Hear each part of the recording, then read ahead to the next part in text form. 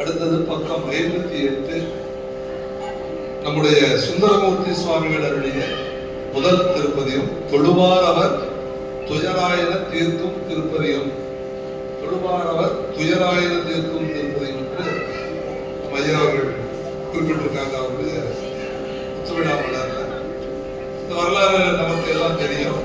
சுந்தரமூர்த்தி சுவாமிகள் முன்னே கையிலேயே சுவாமிக்கு திருநீர் கொடுக்கின்ற அந்த திருப்பணியை செய்து வந்தவர். அவர் அந்த பெண்கள்வால் மனம் போக்கிய காரணத்தினாலே நீ சென்று அங்கே தென் திசையிலே அந்த இன்மகளை எல்லாம் அனுபவித்து மீண்டும் வருவாயாக அப்படின்னு சொல்லி சாமி அனுப்பிச்சிருந்தாரு. நான் அந்த மனை வாழ்க்கையிலே துன்பப்படுகின்ற பொழுது என்னை தடுத்து ஆட்கொள்ள வேண்டும் என்று சுந்தரமூர்த்தி சுவாமிகள் சாமியிடம் விண்ணப்பம் செய்கிறார். அப்படியாகட்டும் என்று சொல்லி இவர் இங்கே வந்து அந்த திருமணத்திலே இவருக்கு திருமணம் நிச்சயமாகின்றது. திருமணம் நிச்சயமான உடனே புத்தூர்ல சடங்கரி சிவாச்சாரியருடைய திருமகளாருடன் திருமணம் அவருக்கு உறுதியாக இருந்தது. அங்கே திருமண நிகழ்ச்சியில மணமகனாக அவர் வீட்டிருக்கிறார். ஒரு கிள வேதியராக ஒரு அந்தனராக வேடம் போட்டு நம்முடைய பெருமான் வர்றார். தடியை ஊனிட்டு அப்படியே மெதுவா கடந்து வந்தோடனே நிறுத்துங்கள், எனக்கு இவனுக்கு ஒரு வழக்கு இருக்கிறது, இந்த வழக்கை முடிச்சுட்டு திருமணம் பண்ணுங்க அப்படின்னு சொல்றாரு. மணமேடையில் அமர்ந்திருக்கிற மணமகனுக்கு எப்படி இருக்கு, மாப்பிள்ளை பொறுத்து என்று சொல்லுவார்கள்.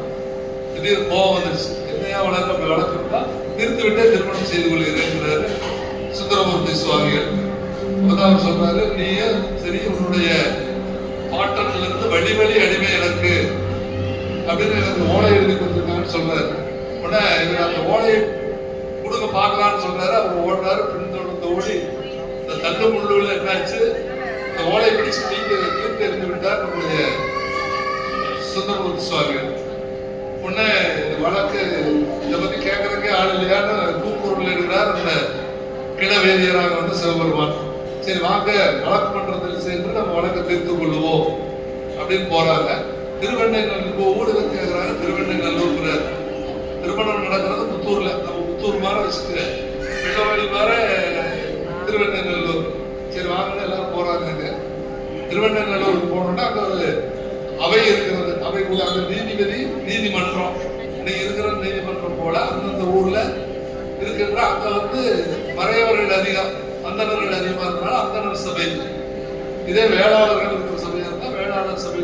இந்த அந்தணர் சபையில போய் சொல்றாங்க, உங்களுடைய முறைப்பாடு என்ன, கம்ப்ளைண்ட் என்ன அப்படின்னு கேட்கிறாங்க. உங்களுடைய முறைப்பாடு என்னன்னு கேட்கிறத சுந்தரமூர்த்தி அந்த பெரியவர் சொல்றாரு, இவனும் இவனுடைய வழி வழி எங்களுக்கு அடிமை.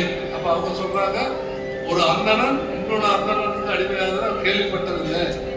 அதற்கு ஏதாவது அத்தாட்சி வேணும்னு சொல்ல முடியுமா உங்களால? நீதிமன்றத்தில் கேட்கிறாங்க.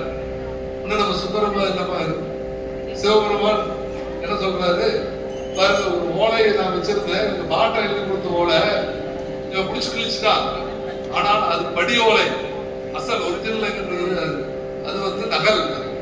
இன்றைக்கு என்ன நடக்குதோ அது அன்றைய செஞ்சிருக்க அசாமி. ஆமா, மற்றோட ஒரு உடனே நம்முடைய சரி அதை பிடிச்சு பாருங்கன்னு சொன்னோன்னே அந்த அதில் வந்து இந்த புத்தூர்ல நம்முடைய திருவண்ணநல்லூரில் வாழ்கின்ற பித்தன் அவனா அவனோட வழிகளில் இருந்த பெரியவர்கள் அவனுக்கு அடிமை என்று அந்த ஓலையில் இருக்குது. சரி, இந்த ஓலையில அவர் என்ன சொல்றாங்க, ஆட்சியில் ஆவணத்தில் அயலாளர் காட்சியில் 3 காட்டுக்கு தேர்கிறார். ஆட்சியில் என்று சொன்னால் சட்டத்தில் இருக்கணும், ஆவணத்தில் என்றால் ரெக்கார்டு இருக்கணும், அயலாளம் காட்சியில் அப்படின்னு சொல்லி சொன்னா ஐடென்டினஸ் இருக்கணும். இன்றைக்கு நீதிமன்றத்தில் என்ன நடக்குதோ அது அப்படியே சுத்தம் முடிச்சா பெரிய இருக்குது. நான் சொல்லல, பெரிய புராணத்தில் சேக்கலார் பெருமான் சொல்றாரு, 1600 வருஷத்துக்கு முன்னாடி எழுதுற நூல்ல. அப்புறம் உடனே இவர்கள் இந்த ஓலையை காட்டுறாரு, படிச்சு பார்த்தோன்னே இந்த கையெழுத்து உங்களுடைய பாட்டனாருடைய கையெழுத்து தான் பாருங்கன்னு சொல்றாரு. உடனே அவர் சொல்றாரு, உடனே வேதியர் சொல்றாரு, இவனுக்கு என்ன தெரியும் சின்ன பையன், பாட்டு எழுதுறது வேற ரெக்கார்டு எல்லாம் கொண்டு வந்து பாருங்கிறார். அப்போ ஆவண காப்பகத்துல போய் எடுத்து வர்றாரு. இன்னைக்கு இருக்கிற ரெஜிஸ்டர் ஆபீஸ் ஆவண காப்பகம் தான் வெள்ளக்காரன் கொண்டாடுறது இல்லை. 1500 ஆண்டுகளுக்கு முன்பே நம்முடைய நாட்டிலே தமிழ்நாட்டில் இருக்கிறது என்பதெல்லாம் இந்த வரலாறு சொல்லுது. அப்ப சுந்தரமூர்த்தி சுவாமி அந்த ரெக்கார்டு எடுத்து பார்க்கும்போது 2 கையெழுத்து ஒத்திருக்கின்றது. சரி, வேற வழி இல்லை, நீ அடிமைதான் சொல்லி முடிச்சிட்டாங்க. சரி, வாக்கு போறாரு, பின்னாடி போடணும்னு அவரு திருவண்ணநல்லூர் கோயிலில் போய் மறைந்து விடுகிறார். அங்க அம்மையப்பராக காட்சி கொடுக்கிறார். அப்ப பார்த்தோன்னே இந்த மாதிரி நான் என்ன சொல்லி உங்களை வழிபடுவேன்னு சொன்னோன்னே, நமக்கும் அன்பில் பெருகிய சிறப்பில் மிக்க அச்சனை பாட்டே ஆகும். ஆகவே சொற்றமில் பாடுக. ஐயா தான் பாடுறாங்க அப்படின்னு சொன்னா சாமியை விரும்பி கேட்டது. நாம ஏன் நம்ம ஐயா நம்முடைய திருக்கோயில்ல திருமுறைகளை பாட வேண்டும்?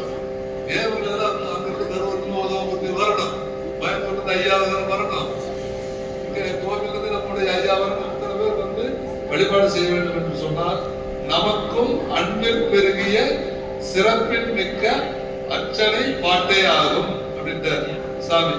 அதனாலதான் நம்ம வழிபாடு நடக்கிறது. அப்ப என்ன பாடுறது அப்படின்னு கேட்கிறார். இதை பித்தன் என்று திட்டினாயே அப்படியே பாடுறார். பித்தா பிறை சொல்லி இந்த பதிகம் செய்கின்றார். இது நம்முடைய துயர்நீர் பதிகம் என்று ஐயா குறிப்பிட்டிருக்கிறார்கள். அந்த பதிகம் நம்முடைய அடியார்கள் பெருமக்கள் சார்பாக விண்ணப்பம் செய்யப்படுகிறது. பண்ணோடிசை பாடிய 10 மல்லார்கள் இன்னொரு உலகத்தில் வீட்டிருப்பார்கள். ஞானசம்பந்த பெருமான் திருவிடைமருதூர் திருப்பதியத்தில் யாரெல்லாம் அந்த இசையோடு கேட்கின்றார்களோ அவர்களுக்கு விண்ணுலகத்தில் இடம் உண்டு. ஞானசம்பந்த பெருமான் அருள்வார். பண்ணோடிசை பாடிய 10 மல்லார்கள் இன்னொரு உலகத்தில் வீட்டிருப்பார் என்ற அதே திருநாகரசு பெருமான் திருச்சோற்றுத்துறையில அந்த பண்ணோட எல்லாம் பாடிட்டு இருக்காராம். யாரு? சிவபெருமான். திருச்சோற்றுத்துறை இருக்கின்ற பெருமான் பண்ணோட பாடிக்கொண்டு இருக்கின்றான்னு சொல்லி ஒரு பாடலே பாடுவார். அந்த நிலையிலே இப்பொழுது சுந்தரம சுவாமி அருளி செய்த திருப்பதிகம்